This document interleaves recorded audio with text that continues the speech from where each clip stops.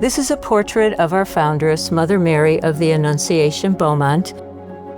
In August of 1850, she came from Boulogne-sur-Mer, France, with 3 other sisters and a laywoman, and a month later they opened a school for girls, Ursuline Academy, and accepted 300 students. In 1871, Mother Mary got a charter for the first women's college in Ohio, Ursuline College, and in 1878, she founded Villa Angela Academy. Today, all 3 of these schools are flourishing.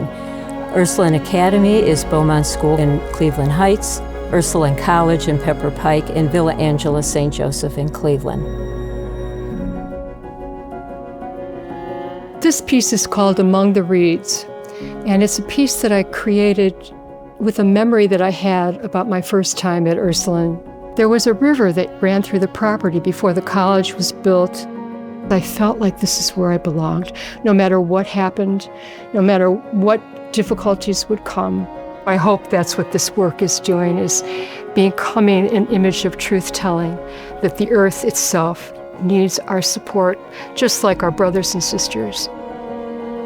There are multiple presences of the divine in our world and in our universe, and so the constant search for that will bring a more peaceful world.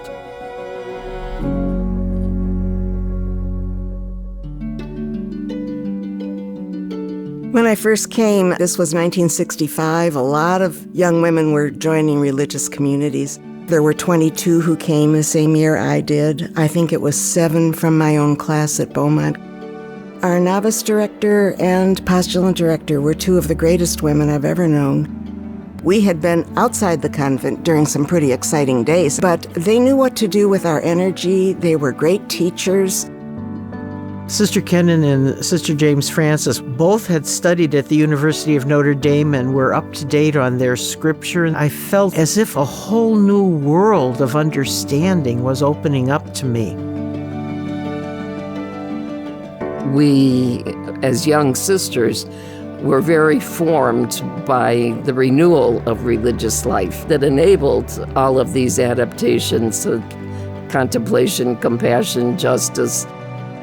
The idea of compassion is so characteristic of us. You can't imagine how many boxes of cereal we would take from the convent to give the kids for breakfast. Spent about 20 years teaching philosophy at the college level. I've done very down-to-earth things like soup kitchens, preschool. Right now I'm doing communion ministry at a local hospital.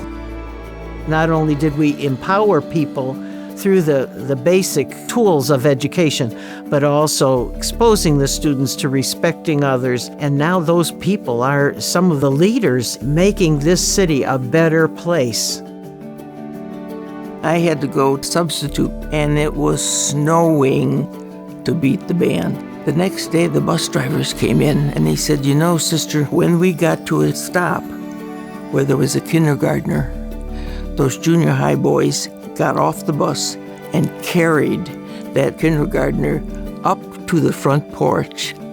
We tried, to get that across to kids. Be nice.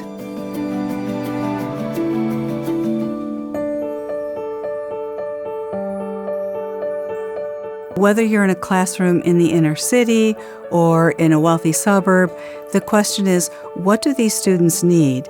And how do I prepare them to serve a world in need? So justice is a constitutive element of what we do. I've been tutoring a young girl who's an immigrant, but I also have tutored over the years a number of immigrants. Trying to accompany them in these struggling and difficult times is an important ministry of ours today.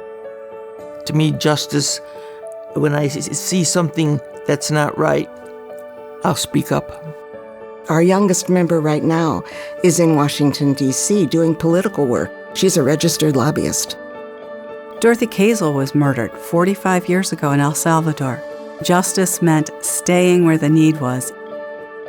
Sister Dorothy's personal motto was, "A Christian should be an alleluia from head to foot."